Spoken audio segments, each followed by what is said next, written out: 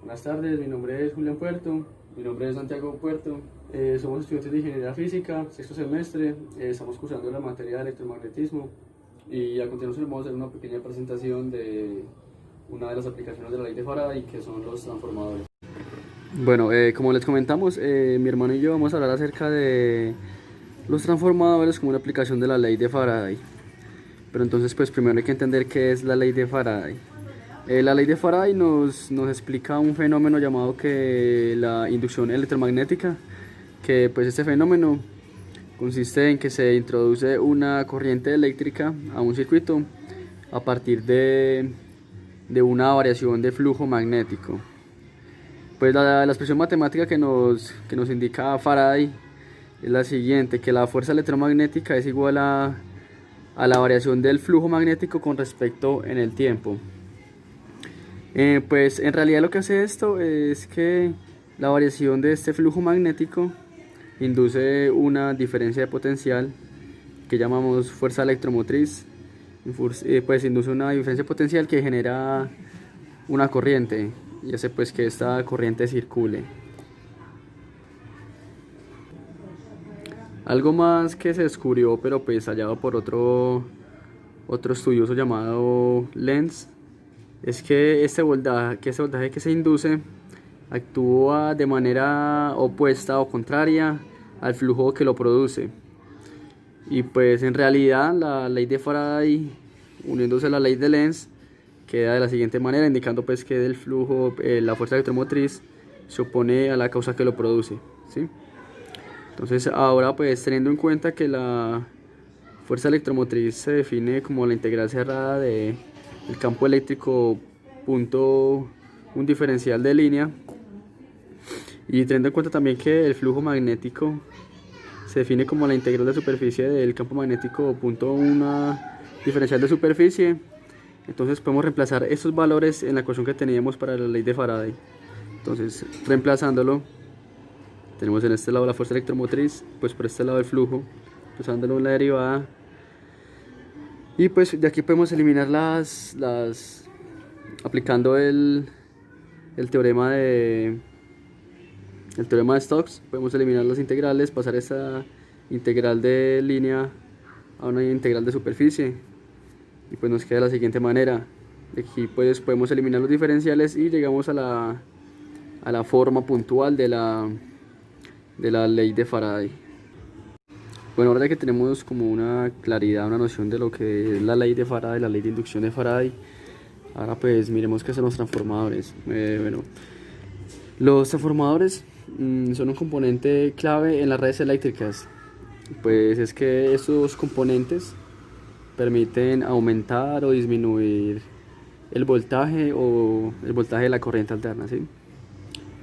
Estos también pues son muy cruciales, ya que pues por ejemplo para una distribución a largas distancias permite usar voltajes para distribuir grandes potencias, o también pues si ya tenemos consumidores pues más pequeños como los usuales, como en la casa, también permite pues regular un voltaje mucho más pequeño. Ahora bueno, ¿cómo funcionan los transformadores? El funcionamiento de un transformador se basa en el principio de inducción electromagnética. Pues un transformador se compone de dos bobinas. Cada bobina puede tener un número distinto de vueltas, no tienen que ser exactamente el mismo número de vueltas, y estas dos bobinas están unidas por un material que es ferromagnético, que se usa para disminuir las pérdidas en esos transformadores.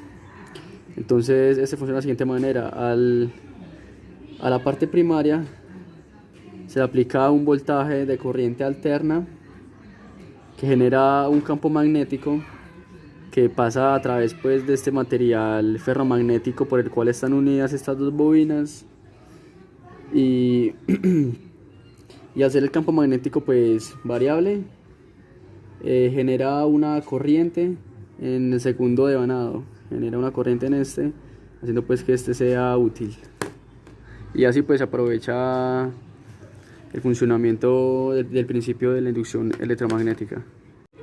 En un transformador sin pérdidas, el voltaje en la bobina secundaria depende pues claramente del voltaje que se induce en la parte primaria, ¿sí? Como lo indica esta ecuacióncita, pero además también depende de la relación del número de vueltas entre cada espira. Entonces, en un transformador que no tiene pérdidas, el voltaje en la parte secundaria está dado por la siguiente expresión: el voltaje en la parte primaria por la relación entre el número de vueltas de la parte secundaria entre la parte primaria. Bueno, continuando con el estudio de los transformadores, en este caso tenemos un transformador monofásico, el cual tiene un núcleo ferromagnético, y a cada lado del núcleo ferromagnético tenemos un devanado 1 y un devanado 2. Los devanados son en los que se enrolla el conductor de cobre para así hacer la forma de la bobina. Listo. Este cable de cobre está conectado a una fuente de voltaje, el cual maneja corriente alterna. Necesitamos que esto maneje una corriente alterna para que este genere un campo magnético variable que varíe mientras pasa el tiempo. Además, también podemos ver que el devanado 1 tiene un número de vueltas n sub 1 y el devanado 2 tiene un número de vueltas n sub 2. Acá vemos que tenemos una corriente 1 y acá tenemos una corriente de salida, una corriente 2. Como podemos ver, esta corriente que entra acá por el conductor de cobre hará todo este recorrido, y por la regla de la mano derecha, como enrolla hacia este lado, crearemos un flujo magnético que va en esta dirección.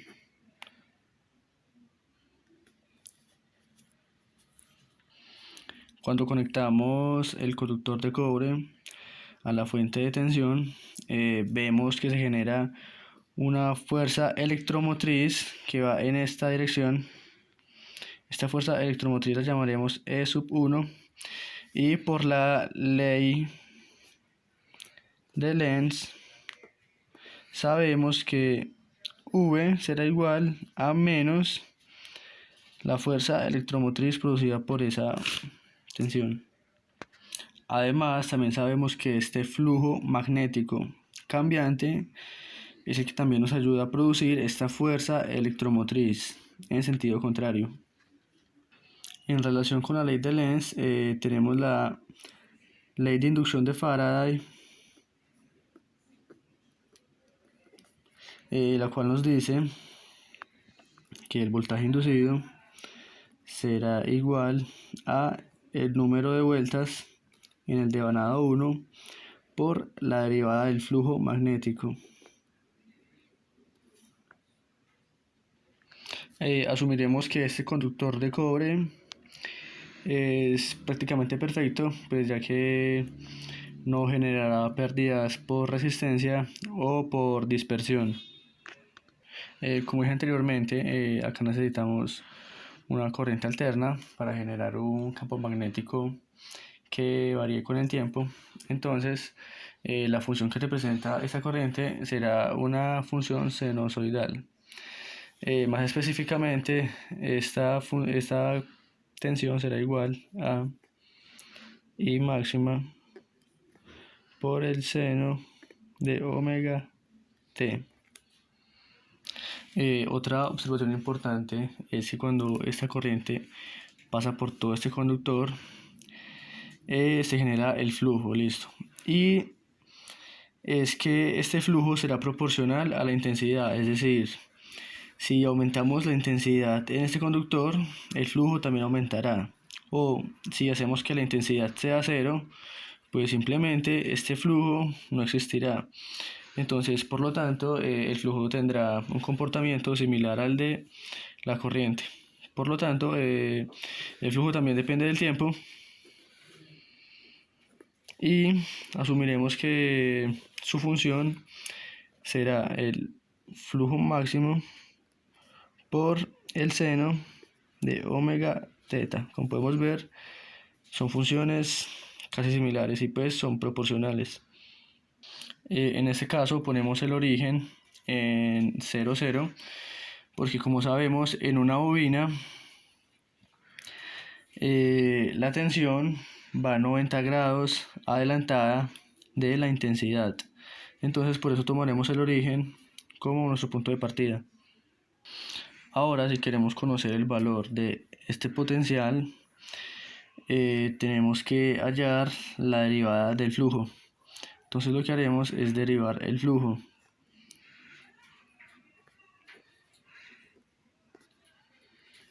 Este flujo máximo es una constante, entonces por lo tanto queda ahí. Derivamos esto, lo cual será omega por la derivada del seno, que es el coseno de omega t. Listo, entonces reemplazamos esta derivada del flujo en la ecuación de potencial. V será igual a número de vueltas en el devanado 1 por d phi de t, el cual es igual a phi máximo por omega por el coseno omega t. También sabemos que esto es igual a menos la fuerza electromotriz 1. Listo. Lo que haremos acá es reemplazar este omega, porque sabemos que omega es igual a 2pi por la frecuencia. Listo, V es igual a N1 phi máximo por 2pi por la frecuencia coseno de omega t.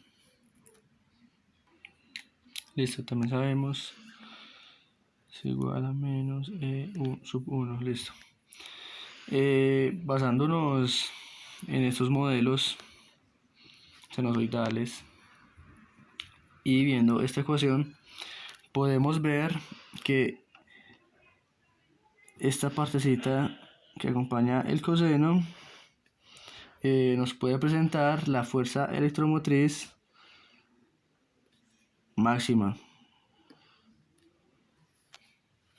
a lo que V será igual a E máxima por el coseno omega t. Anteriormente nos dimos cuenta que para este tipo de circuitos hay una corriente eficaz y que esa corriente eficaz va a ser igual a la corriente máxima sobre la raíz de 2. Por lo tanto, también existirá una fuerza electromotriz eficaz que, análogo a la corriente, será igual a E máxima sobre la raíz de 2. Si sustituimos esta E máxima con esto que tenemos acá, tendremos que la fuerza electromotriz eficaz será igual a N1 por el flujo máximo por 2pi por la frecuencia sobre la raíz de 2. Además, esta fuerza electromotriz será el voltaje inducido a este circuito. Si tomamos este 2pi y lo dividimos por la raíz de 2, tenemos que E eficaz será igual a 4.44 por N1 por el flujo máximo por la frecuencia, a lo cual llegamos a una ecuación importante en los transformadores en la que nos dice la fuerza electromotriz eficaz que produce el circuito. Ahora, sabiendo todo esto, como lo que hace el transformador es que tenemos un voltaje de entrada muy alto o muy bajo, y pues con ese transformador podemos controlar ese voltaje de salida o lo que necesitemos. Y lo último que nos faltaría por mirar es este N1 y N2, o sea el número de vueltas en los devanados. Y es que si este N2 es más grande que N1, el transformador aumentará el voltaje de entrada. o si es en viceversa, en que N1 es mayor que N2, el transformador va a reducir el voltaje de entrada.